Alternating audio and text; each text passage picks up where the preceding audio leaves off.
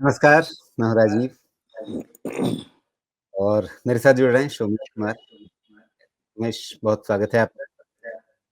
पिछले पूरे हफ्ते में लाली, लाली और लाली। हाँ, बस यही पूरे हफ्ते की कहानी है।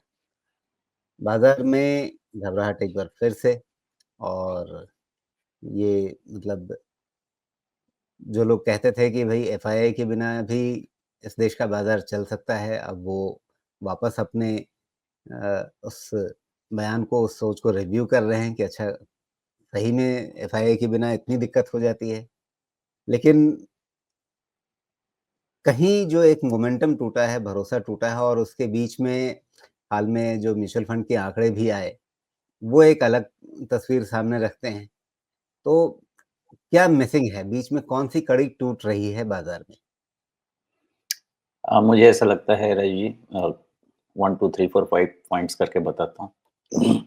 जब लास्ट जीडीपी ग्रोथ का नंबर खराब आया, उसके बाद से एफआईआईज़ की सेलिंग और भी इंटेंसिफ़ाई होती दिखी होगी क्योंकि ग्रोथ नहीं रहेगा और 12.5% कैपिटल गेन टैक्स देना रहेगा और 8-9% करेंसी डेप्रिसिएशन रहेगा।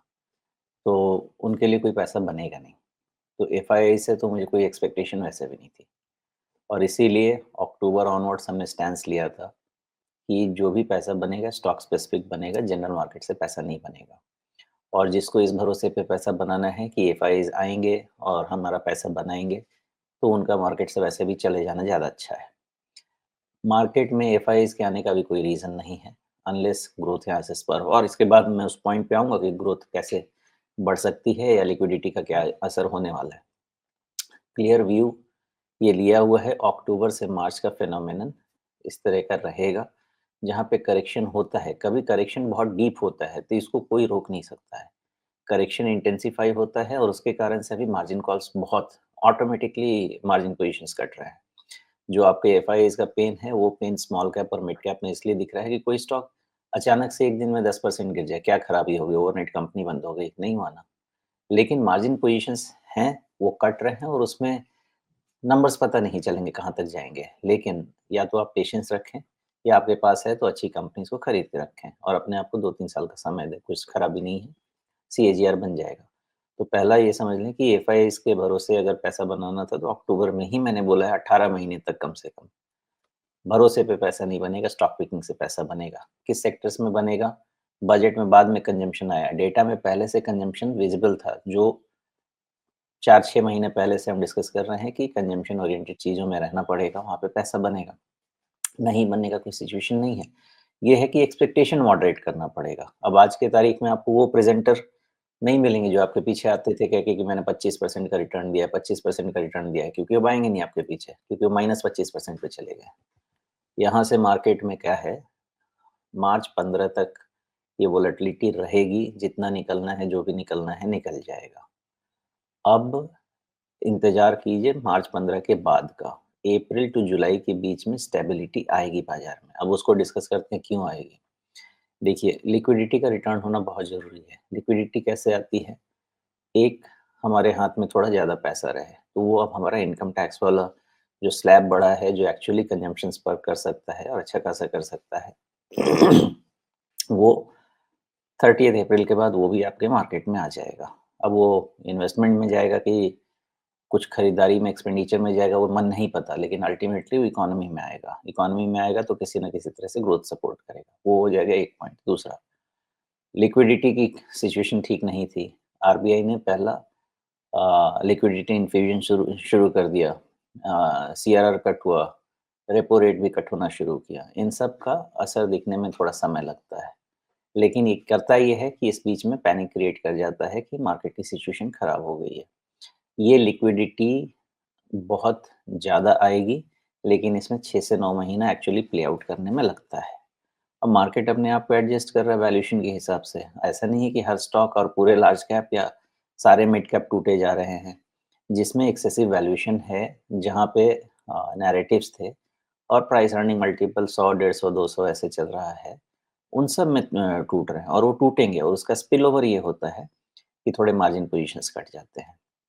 नेट-नेट मुद्दा ये है कि मार्जिन पोज़ीशंस कब तक कटते रहेंगे, कितने और कटेंगे, इसका अंदाज़ा हमें नहीं होता है, ब्रोकर ऑटोमैटिकली कट करते जा रहे हैं और आज की तारीख में मोस्टली सारे ब्रोकर 70-75%, 80-90% तक ऑनलाइन ट्रेड ही करते हैं, तो सारा सिस्टम ऑटोमेटेड है। इसलिए भी अब कोई डीलर कॉल नहीं करता किसी भी क्लाइंट को कि भाई आपका पोज़ीशन का मार्जिन है दीजिए या फिर कट जाएगा। वैसा सिर्फ़ HNI, super HNI, ultra HNI इस केस में ही होगा, जनरल पोज़ीशन कटेगा। ये मार्केट को लाइट बना रहा है। मार्केट को लाइट बना रहा है मतलब जिस दिन भी ये चीज़ हो जाएगा कि जिसका जितना पोज़ीशन कटना था कट जाएगा। अब यहाँ कट रहा है कि 20% और नीचे कट रहा है नहीं पता। लेकिन उसके बाद फिर जब ये लिक्विडिटी फिर से किक इन होगी, उसके बाद आपकी होड़ लग जाएगी अच्छे क्वालिटी शेयर्स में बाय करने की। लेकिन उस समय में उसमें भी समय लगेगा। तो नेट-नेट मुद्दा ये है कि मार्केट जिस तरह से बिहेव कर रहा है, मोस्टली मार्जिन कॉल के सिचुएशन मुझे लगते हैं, खराब लगते हैं। और उसके कारण स्टेबिलिटी आने में थोड़ा समय लग रहा है और लगेगा भी। एफआईआईज़ की जहाँ तक बात है, मुझे नहीं लगता कोई भी रीज़न है एफआईआईज़ के पास भारत में वापस आने का। एक ही रीज़न हो सकता है, long term capital gain tax को ज़ीरो कर दीजिए, जो ये सरकार नहीं करेगी और उसके पहले उसके कारण से इस लेवल पे एफआईआईज़ वापस आते नहीं दिखते। जी। आपकी तो चाय भी ठंडी हो गई होगी। हाँ, फिलहाल थोड़ी तो गर्म है। जी, अब ये डबल इंसुलेटेड कप में आप पी रहे हैं तो थोड़ी तो गर्मी बची रहेगी। अब यही मसला निवेश का भी है, मतलब आपकी चाय किस कप में रखी है, डबल इंसुलेटेड है या नहीं है कप, इस पे काफ़ी कुछ निर्भर करता है। तो एक बात बताइए, आपने विस्तार से समझाया सब कुछ, मार्जिन कॉल का चक्कर समझाया। आजकल वो डीलर्स फ़ोन नहीं करते हैं, मार्जिन कॉल कटने से पहले, वो सब भी समझाया आपने। लेकिन सबसे पहले हम लोग ये सारी बातें अक्सर इस फ़ोकस के साथ करते हैं कि लंबे अवधि का निवेश किया जाए और लंबे अवधि के निवेश के चक्कर में मार्जिन का कोई कॉन्सेप्ट तो होना ही नहीं चाहिए। मतलब हमेशा, मतलब आपसे ज़्यादा मुखर तरीके से मैं बोलता हूँ कि उधार के पैसे से निवेश नहीं होता और उधार के पैसे से ट्रेडिंग तो गलती से भी नहीं करनी चाहिए। तो वैसे में क्या, मतलब दूसरों के पापों की भरपाई जो सभ्य सुसंस्कृत भले निवेशक हैं, उनको करना पड़ रहा है? इंसान की एक बहुत ही बेसिक कमज़ोरी होती है राजीव जी, बहुत ही बेसिक और वो बेसिक कमज़ोरी इंसान जब भी वो टीन एज से शुरू होता है ना और बुढ़ापे तक, वो बेसिक कमज़ोरी ये होती है कि हर एज में इंसान किसी न किसी कारण से बड़े आसानी से बहक जाता है। आप देखिएगा हो सकता है कि आप बोलें कि ये 70 साल का बूढ़ा जो बोलना चाहिए मैं बोल रहा हूँ। हर एज में एक कारण होता है जिससे इंसान बहक जाता है। जब आप आते हैं नौकरी में और ट्रेडिंग में या जिस तरह की भी नौकरी में आते हैं, उसमें बहकने का एक बहुत बड़ा कारण होता है पैसा, अर्निंग बहुत बड़ा कारण होता है। क्योंकि उस पैसे कमाने के लालच में ना, बहक के कौन आपसे क्या काम करवा दे और आप कर देंगे। ऐसा भी नहीं है कितने भी सेंसिबल रहें, कोई ना कोई जीवन में लॉटरी खेल ही जाता है, कोई ना कोई कुछ ना कुछ कर ही जाता है। ये बाज़ार में बहकने वाली चीज़ें बहुत आराम से होती हैं। अब नहीं होती हैं चीज़ें, तो डेरिवेटिव्स जैसे प्रोडक्ट को प्रमोट कैसे किया जाता है? बहकने के अलावा कोई नहीं है। बताएँ आप मुझे कि जो लोग डेरिवेटिव्स का कॉन्ट्रैक्ट बेच रहे हैं, चाहे वो कमोडिटी हो, एफएक्स हो या जो भी हो, वो लोग बेच क्यों रहे हैं? लगाइए अपनी दुकान, उठाइए 100 करोड़ का फंडिंग, कीजिए अपना स्वयं का कारोबार, बनाइए अपने आप को रिलायंस से बड़ा, टाटा से बड़ा। बनेगा? नहीं बनेगा। 2 दिन में लोग आत्महत्या कर लेते हैं डेरिवेटिव से। लेकिन ये चीज़ें बेचने का तरीका भी तो गलत है, लेकिन सब कुछ ठीक है। सामने वाले को बुद्धि नहीं है क्या? सामने वाले को यहाँ बुद्धि की प्रॉब्लम है नहीं, और मैं कुछ क्या नहीं है। समझना बोलो। चाह रहा हूँ, मैं एक हाँ, निवेशक हूँ, मैंने लंबे अवधि का हाँ, निवेश कर रखा है किसी शेयर में, अच्छे से चुन कर के कर रखा है। 10 हाँ। दूसरे लोगों ने मार्जिन कॉल पे ट्रेड कर रखा है या पैसा लगा रखा है किसी तरीके से। उनकी गलती के चलते मार्जिन कट रहा है, नुकसान तो मुझे भी हो रहा है ना, जबकि मैंने कोई गलती नहीं की। नहीं, नुकसान नहीं हो रहा है। यहीं पे हमको ना अपना जो शब्द चुनना है, सिलेक्शन ऑफ वर्ड्स बहुत ही केयरफुली होना चाहिए। मुझे भी कॉल्स आ रहे हैं, कि मेरे पोर्टफोलियो में इतना प्रॉफ़िट था दिख नहीं रहा है। हमको नुकसान नहीं हो रहा है, हमारा पोर्टफोलियो का वैल्यूएशन इम्पैक्ट हो रहा है। और ये इक्विटी एज़ ए प्रोडक्ट का नेचर है, कि आपका वैल्यूएशन इम्पैक्ट होगा दूसरों की कारस्तानी से, लेकिन ये नुकसान नहीं है। अगर आपने चीज़ें सही समय पे ली हैं, सही चीज़ें ली हैं, तो उसको समय दीजिए, वो अपने आप अच्छी हो जाएगी, ये नुकसान में नहीं बदलेगा, ये फ़ायदे में ही बदलेगा। लेकिन अगर हम ये चाहते हैं कि इक्विटी में आज हमने लिया ₹100 पे और ये ₹100 के नीचे नहीं दिखे, हमारी सोच में प्रॉब्लम है, हमने प्रोडक्ट गलत चूज़ किया है, फिर एफडी कीजिए, पोस्ट ऑफिस डिपॉज़िट कीजिए, कभी नीचे नहीं दिखेगा। इक्विटी में आपको ₹100 का ₹80 दिखे, उसके बाद ₹200 बने, इसकी पॉसिबिलिटी 99% होती है। और यही है यहाँ पे, तो वो करने दीजिए, जिसको मार्जिन कॉल काटना है, कटे।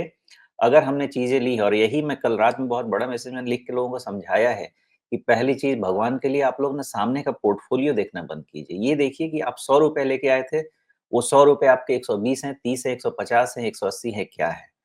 वो आप देखिए वैल्यूएशन क्या है आपके कॉर्पस का? नहीं, तो फिर जीवन में प्रॉफिट बुक मत कीजिए। आपको हमेशा आपका कॉर्पस प्रॉफिटेबल लगेगा। आरओआई लेकिन कभी इम्प्रूव नहीं हो पाएगा। इसलिए देखने का तरीका हमारा, चश्मा हमारा गलत है।